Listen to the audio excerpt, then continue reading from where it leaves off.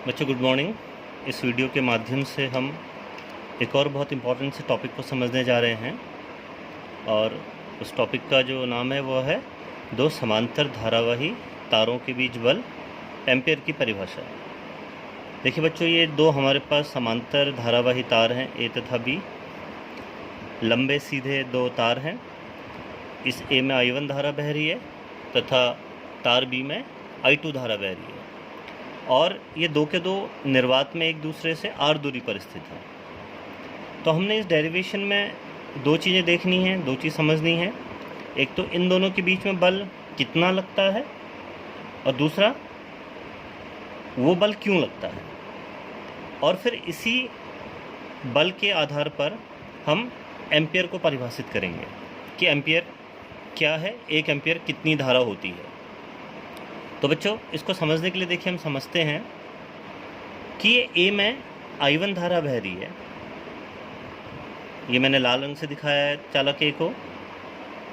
तो आपको एक चीज़ पता है कि यदि किसी चालक में धारा प्रवाहित होती है तो उस चालक के चारों ओर एक चुंबकीय क्षेत्र उत्पन्न होता है और उस चुंबकीय क्षेत्र की जो दिशा है वह आप दाएं हाथ के अंगूठे के नियम से देते थे। याद कीजिए कि जिस दिशा में धारा बहती है उस दिशा में आप अपना दाएं हाथ का अंगूठा रखते हैं।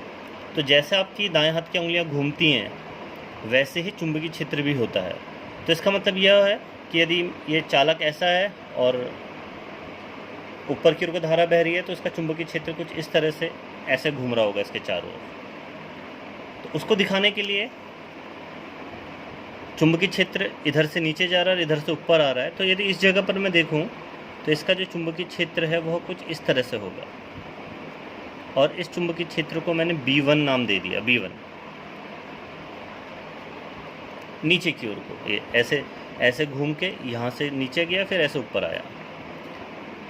तो इस चालक B के स्थान पे जहाँ पर ये चालक B स्थित है एक B1 चुंबकीय क्षेत्र है जो चालक ए में बहने वाली I1 धारा के कारण उत्पन्न हुआ है। यदि हम इसका मान देखें B1 का मान, तो B1 का जो मान होगा वह होगा μ0 I1 अपॉन 2πr। एम्पियर के परिपथी नियम में हम यह डेरिवेशन कर चुके हैं कि यदि आपके पास एक कोई अनंत लंबाई का कोई चालक होता है, तार होता है धारावाही, तो उसके कारण r दूरी पर जो चुंबकीय क्षेत्र होता है, देखिए ये I1 धारा बह रही है, इससे r दूरी पर जो चुंबकीय क्षेत्र है उसका मान μ0 I1 अपॉन 2πr है। अब इस चुंबकीय क्षेत्र में हमने इस चालक I2 को रखा है। तो हम एक और डेरिवेशन पहले पढ़ चुके हैं कि यदि किसी धारावाही चालक को यदि आप चुंबकीय क्षेत्र में रखते हो तो उस पर एक बल लगता है जिसका मान ILB sin थीटा होता है। तो यहाँ पर यदि हम देखें कि चालक B पर A के कारण जो बल लग रहा है उसका जो परिमाण है वह कितना होगा, सूत्र बताइए कितना है, ILB sin थीटा। तो धारा तो I2 बह रही है, इसकी माना जो मैं लंबाई ले रहा हूँ वो L है और चुंबकीय क्षेत्र B1 है और साइन 90 डिग्री। साइन 90 डिग्री क्यों? देखिए धारा ऊपर को बह रही है, चुंबकीय क्षेत्र ऐसे नीचे को है। धारा ऊपर को बह रही है ऐसे और चुंबकीय क्षेत्र नीचे को है। तो देखिए दोनों के बीच में जो कोण है कितना है, ये 90 डिग्री का कोण है, तो साइन 90। देखिए ये सूत्र कहाँ से आया, ये हम पहले पढ़ चुके हैं कि यदि आपके पास एक कोई धारावाही चालक है जिसमें I धारा बह रही है, इसको यदि आपने एक चुंबकीय क्षेत्र में ऐसे रखा हुआ है थीटा कोण पे, B चुंबकीय क्षेत्र है, इसकी लंबाई यदि L है तो इस पर जो बल लगता है उसका मान कितना था बताइए, F बराबर ILB sin थीटा। ये हम पहले पढ़ चुके हैं इस सूत्र को। तो इसी सूत्र का मैंने प्रयोग यहाँ पर करा। देखिए धारा I2 है, इसकी लंबाई मैंने L ली है, L लंबाई ली है, चुंबकीय क्षेत्र का मान B1 है और साइन 90। तो FBA बराबर कितना है बताइए, I2L B1 का मान मैंने यहाँ से रख दिया μ0 I1 अपॉन 2πr और साइन 90 1 हो गया। तो यदि FBA का मान निकालूँ तो कितना आएगा बताइए, μ0 I1 I2L अपॉन 2πr। यदि मुझे इसकी एकांक लंबाई पे बल निकालना है तो एफ बी ए अपॉन एल का मान कितना आ गया बताइए, μ0 I1 I2 upon 2 pi are. अर्थात चालक बी की एकांक लंबाई पर चालक ए के कारण जो बल है उसका मान μ0 I1 I2 upon 2 pi are है। तो यह तो सूत्र हो गया। बल क्यों लगा देखिए, फिर से हमने समझा इसको कि इस चालक में धारा I1 बह रही है, तो इसके कारण यहाँ पर एक चुंबकीय क्षेत्र हुआ, चुंबकीय क्षेत्र उत्पन्न हुआ। तो इस चुंबकीय क्षेत्र में हमने इस चालक को रखा हुआ है, तो इस चालक पे एक बल लगेगा, उसका मान जो एकांक लंबाई पे लगने वाला बल है उसका मान कितना आया, μ0 I1 I2 upon 2 pi are. आप इसको ऐसे भी समझ सकते थे कि इस चालक बी में बहने वाली I2 धारा के कारण यहाँ पर एक चुंबकीय क्षेत्र उत्पन्न हुआ और उस चुंबकीय क्षेत्र में आपने I1 धारावाही चालक को रखा है, तो भी बिल्कुल जो सूत्र आएगा वह ऐसे ही आएगा। देखिए कैसे, अभी समझिए। ये देखिए, इसमें धारा ऊपर को बह रही है, तो इसके कारण यहाँ पर चुंबकीय क्षेत्र ऐसे ऊपर की ओर को होगा, ऐसे। ये देखिए, तो यहाँ पर ये चुंबकीय क्षेत्र ऐसे आया डॉट, और माना यह चुंबकीय क्षेत्र B2 है।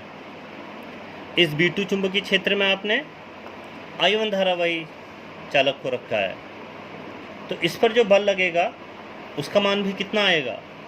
यदि आप F A B upon L निकालेंगे तो इसका मान भी μ0 I1 I2 upon 2 pi are ही आएगा। अर्थात ये दो के दो जो चालक हैं एक दूसरे पर बिल्कुल बराबर बल लगाएंगे, और उस बल की दिशा क्या होगी देखिए, उस बल की दिशा को भी हम समझते हैं।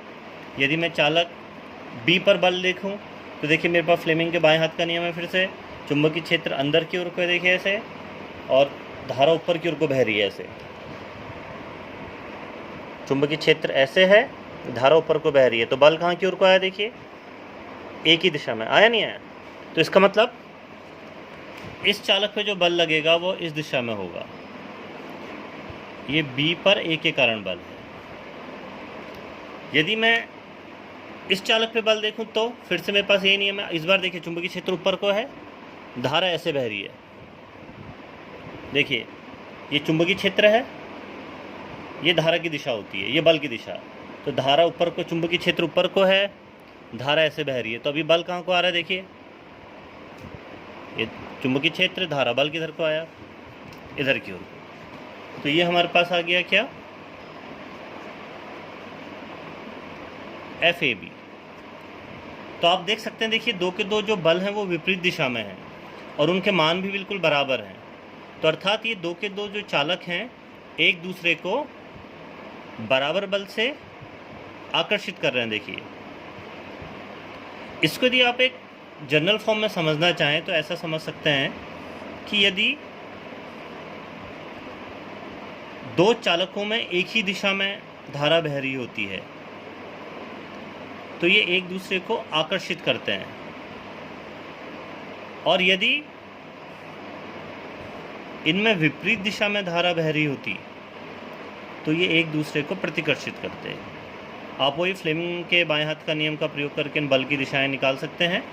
तो आप सीधे सीधे बोल सकते हैं कि यदि दोनों तारों में एक ही दिशा में धारा होगी तो वो दो के दो एक दूसरे को क्या करेंगे, आकर्षित करेंगे। और यदि धारा विपरीत दिशा में बह रही होगी, एक धारा में, एक तार में नीचे को, एक में ऊपर को, विपरीत दिशा में अगर बह रही होगी तो ये एक दूसरे को प्रतिकर्षित करेंगे। तो इस तरह से हमने देखा कि यदि आपके पास दो धारावाही चालक हैं, उन चालकों को यदि आपने समांतर, एक दूसरे के समांतर किसी एक दूरी पर रखा हुआ है तो वो दो के दो चालक एक दूसरे पे बल आरोपित करते हैं, और उस बल का जो मान होता है वो प्रति एकांक लंबाई पे लगने वाला जो बल है उसका मान आप μ0 I1 I2 upon 2 pi are सूत्र से परिकलित कर सकते हैं। अब हम इसी सूत्र पर आधारित देखेंगे कि एक एम्पियर क्या होती है। आप एक एम्पियर को कैसे परिभाषित कर सकते हो। बच्चों देखो, इसी सूत्र में यदि आप, हमने पढ़ा कि F अपॉन L का जो मान है वह μ0 I1 I2 upon 2 pi are है। तो आप ये सोचिए कि यदि I1 बराबर I2 बराबर 1 एम्पियर हो, I1 और I2 का मान बराबर हो जाए और कितना हो जाए, 1 एम्पियर हो जाए, और यदि R भी 1 मीटर हो जाए, I1 और I2 का मान बराबर होकर 1 एम्पियर हो जाए और R भी 1 मीटर हो जाए, तो F/L का मान कितना आएगा बताइए। F/L का मान μ0/2π आएगा। तो F/L μ0/2π का मान कितना होता है बताइए, 2 × 10⁻⁻7, और F न्यूटन होता है, लंबाई मीटर होती है। तो F/L का मान कितना आ गया बताइए, 2 × 10⁻⁻7 न्यूटन पर मीटर। अर्थात यदि आपके पास दो समांतर धारावाही चालक हैं और दो के दो निर्वात में एक दूसरे से 1 मीटर की दूरी पर रखे हैं और दोनों में यदि 1 एम्पीयर की धारा बह रही है, तो दोनों की प्रति एकांक लंबाई पर लगने वाला जो बल होगा वह 2 × 10⁻⁻7 न्यूटन प्रति मीटर होगा। तो बच्चों, आप 1 एम्पीयर की धारा को ऐसे परिभाषित कर सकते हो कि 1 एम्पीयर वैद्युत धारा वह है जो कि निर्वात में परस्पर 1 मीटर की दूरी पर स्थित दो सीधे लंबे व समांतर तारों में प्रवाहित होने पर प्रत्येक तार की प्रति मीटर लंबाई पर 2 × 10⁻⁻7 न्यूटन का बल उत्पन्न करती है। और यह परिभाषा कहाँ से आई, यह हम आपको पहले समझा चुके हैं।